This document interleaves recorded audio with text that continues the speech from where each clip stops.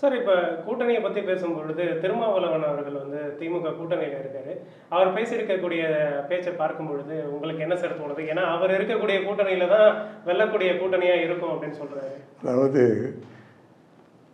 அவர் இப்பொழுது சமீபத்திலே திருச்சியில் நடந்த அந்த மதச்சார்பின்மைக்கு ஆதரவு மாநாட்டிலே அவர் பேசியிருப்பதை பார்த்தால் எனக்கு என்ன தோன்றுகிறது என்று சொன்னால், திமுகவை எச்சரிப்பதைப் போல தான் அவருடைய பேச்சு அமைந்திருக்கிறது.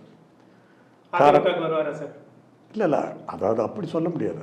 அவர்களுடைய நிலைப்பாடு தெளிவாக சொல்லிவிட்டார். இப்போதைக்கு திமுக கூட்டணிகளை தொடர்வது என்கிற ஒரு முடிவை எடுத்திருப்பதாகத்தான் அவருடைய பேச்சு இருக்கிறது. ஆனால் என்னை பொறுத்தவரையிலே அவருடைய அந்த மாநாட்டு பேச்சில் என்ன சொல்லியிருக்கார் என்று சொன்னால், நான் உள்ளபடியே அவரை நான் மதிப்பவன். என்னோட நாடாளுமன்ற உறுப்பினராக இருந்திருக்கேன். இருவரும் இணைந்து பணியாற்றி இருக்கிறோம் நாடாளுமன்றத்தில். ஒரு உறுதியானவர், எதிரும் கொண்ட கொள்கையில் அல்லது ஒரு நிலைப்பாட்டை எடுத்தால் உறுதியாக இருப்பவர். ஆனால் அந்த மாநாட்டிலே ஒரு கருத்தை சொன்னார், உங்களுக்கு நீங்கள் பார்த்திருப்பீர்கள்.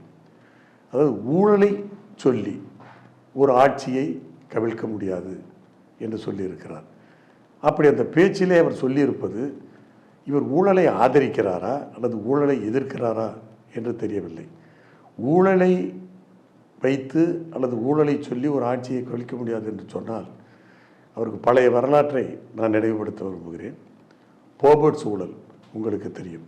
ராஜீவ்காந்தி பிரதமர் அமைச்சராக அந்த போபர்ட்ஸ் ஊழல் குற்றச்சாட்டு தான் அவருடைய ஆட்சி, ராஜீவ்காந்தியினுடைய ஆட்சி வீழ்வதற்கு காரணமாக இருந்தது. அதற்கு பிறகு 2G ஊழல் குற்றச்சாட்டு.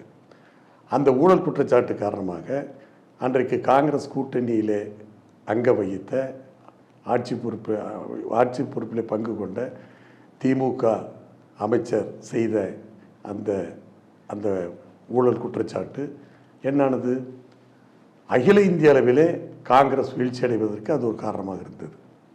அது மட்டுமல்ல, தமிழ்நாட்டை பொறுத்தவரையிலே திமுக வீழ்வதற்கும் அந்த ஆட்சி கவிழ்வதற்கும் அந்த 2G விவகாரம் ஒரு காரணமாக இருந்தது.